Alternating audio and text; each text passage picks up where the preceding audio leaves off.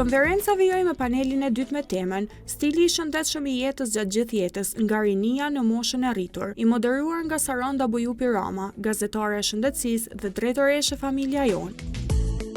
Folësit e këtij paneli ishin Pranvera Selimi, influencere e stilit të jetës, Elton Bahtiri, endokrinolog, Vola Pupovci, nutricioniste dhe Neshat Krasniqi, trajner fitnesi.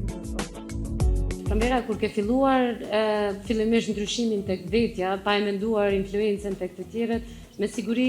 fillimisht janë njoftu me dëmet, me rreziqet të cilat po jetojmë në dinamizmin tonë të jetës, me stilin e jetës që kemi dhe ke thonë, ok, unë du me bëj një ndryshim pozitiv të vetja jem. Apo çka ka ndikuar që ti jesh një influencere e stilit të jetës, por njëkohësisht ti jesh një person shumë i shëndetshëm.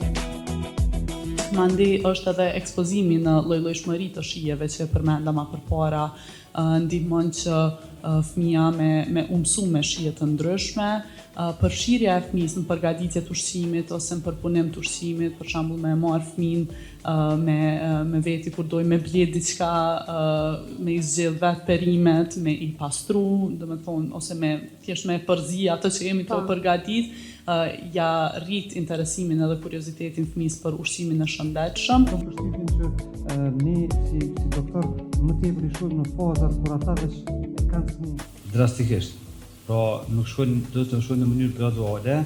dhe me hapa të vegjël, por që janë praktik për jetën e tyre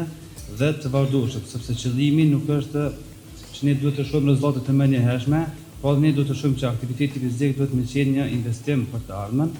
Pra dhe me kalimin e kohës, kur ne shohim se çu ndikon aktiviteti fizik në jetën tonë, më pak stres,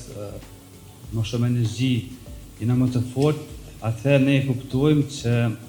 nga jemëndësia që ne kemi filluar fillim për shembull që po duhena më duk mirë ose po duhena më hup kaç kilogram, e kalojna në atë mundësi që po duhena më shmuni mirë. Domethënë kjo është ajo e brendshme që më ndjen që është edhe më e rëndësishme. Po me siguri ja u shpjegoni edhe klientëve, është shumë e rëndësishme kjo pjesa kur doin fokusin e kanë veç me hjek peshën. Sepse kjo është edhe një dëmtim në mes të asaj të krijojmë muskuj, të bëjmë trup dhe ta dëmtojmë trupin me ushtrime